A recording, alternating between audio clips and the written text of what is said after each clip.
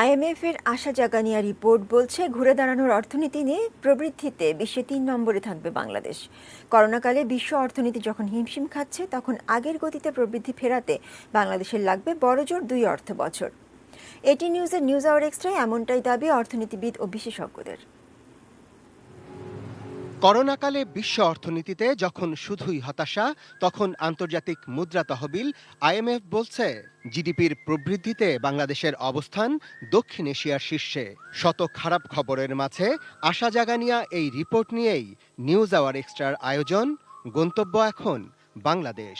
আমাদের এখানে কেউ $1 বিলিয়ন ইনভেস্ট করেনি, তো আমাদের গ্রোথটা আমরা নিজেরা ফিনান্স করেছি। আমরা ফিনান্স করেছি, গ্রোথ পুঁজি হয়েছে, পুঁজিটা আবার রিইনভেস্ট করেছি, যার ফলে আমাদের গ্রোথটা একটু স্লো হয়েছে, কিন্তু আমাদের গ্রোথটা খুব রোবাস্ট, যার ফলে আমাদের এখানে যখন কোনো শক আসে সেই শকটা আমরা খুব ভালো অ্যাবজর্ভ করতে পারি। আইএমএফ তাদের রিপোর্টে বাংলাদেশের তুলনা করেছে ভারতীয় অর্থনীতির সাথে। তাই প্রতিবেশী দেশের গণমাধ্যমেও গুরুত্ব পেয়েছে এই বিষয়টি।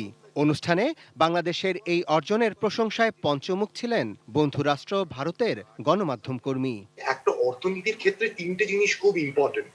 একটা হচ্ছে পিস, যেটা খুব ইম্পর্টেন্ট, একটা প্রপার ট্যাক্সেশন সিস্টেম, এন্ড আরেকটা হচ্ছে অ্যাডমিনিস্ট্রেশন অফ জাস্টিস।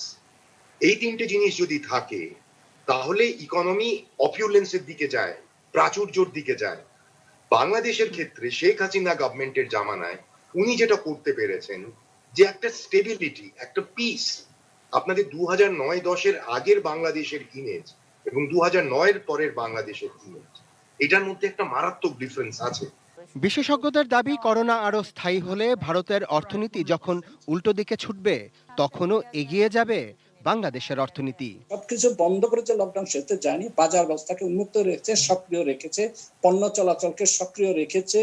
অর্থাৎ এই মানবিক লকডাউনের কারণেই অর্থনীতি একেবারে, আমি বলবো যে এই যে আমরা দ্রুত উঠে দাঁড়ানোর বিষয়টা হলো অর্থনীতিকে সামগ্রিকভাবেই গুরুত্বে রাখা হয়েছে।